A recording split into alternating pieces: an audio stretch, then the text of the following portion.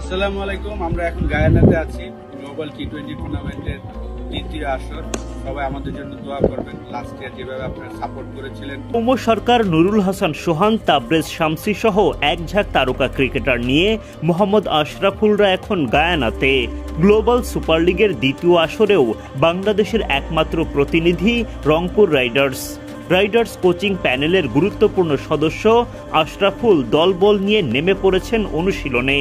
গেলবারের চ্যাম্পিয়নদের চোখে এবারও স্বপ্ন দাপটে পারফরমেন্সে শিরোপা জয়।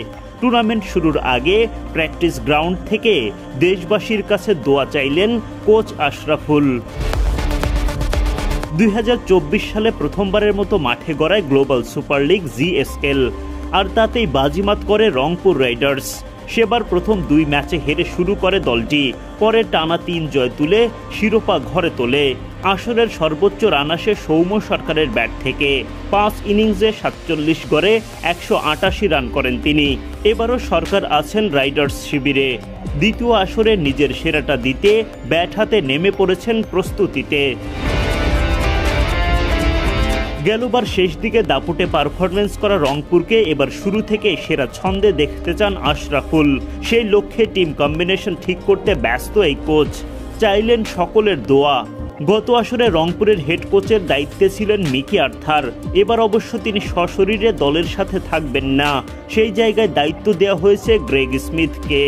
যদিও অনলাইনে দলের পরিকল্পনা ঠিক করতে যুক্ত থাকবেন আর্থার।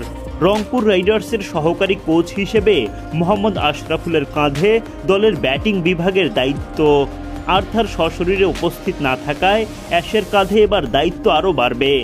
কারণ নুরুল হাসান সোহান, সৌম্য সরকারদের নিয়ে গড়া রংপুর রাইডার্স দলটাকে সবচেয়ে ভালো জানেন তিনি। ইতোমধ্যে জিএসএল শুরুর দামামা বাজতে শুরু করেছে। ক্যাপ্টেন্স ফটোশুটে নুরুল হাসান সোহানকে দেখা যায় অন্য 4 অধিনায়কের সাথে। রংপুর রাইডার্স বাদেও এবারের টুর্নামেন্টে অংশ নিচ্ছে Dubai Capitals, Central Districts, Guyana Amazon Warriors ও Big Bash champion Hobart Hurricanes. বৃহস্পতিবার থেকে শুরু হচ্ছে গ্লোবাল সুপার লিগের দ্বিতীয় আসর। টুর্নামেন্ট শুরুর দ্বিতীয় দিন ইমরান তাহির, মঈন আলীদের গায়ানা অ্যামাজন ওয়ারিয়র্সের বিপক্ষে ম্যাচ দিয়ে নিজেদের লড়াই শুরু করবে রংপুর। 13 জুলাই সোহানরা মোকাবেলা করবেন মোহাম্মদ নবীদের হোবার্ট হ্যারিকেন্সের। 16 জুলাই রংপুরের জন্য সবচেয়ে আকর্ষণীয় ম্যাচ। সেদিন সোহানরা মুখোমুখি হবেন দুবাই ক্যাপিটালসের, যে দলটার হয়ে খেলবেন টাইগার অলরাউন্ডার সাকিব আল হাসান। তাই তো বাংলাদেশিদের জন্য এবারের জিএসএল একটু বেশি স্পেশাল।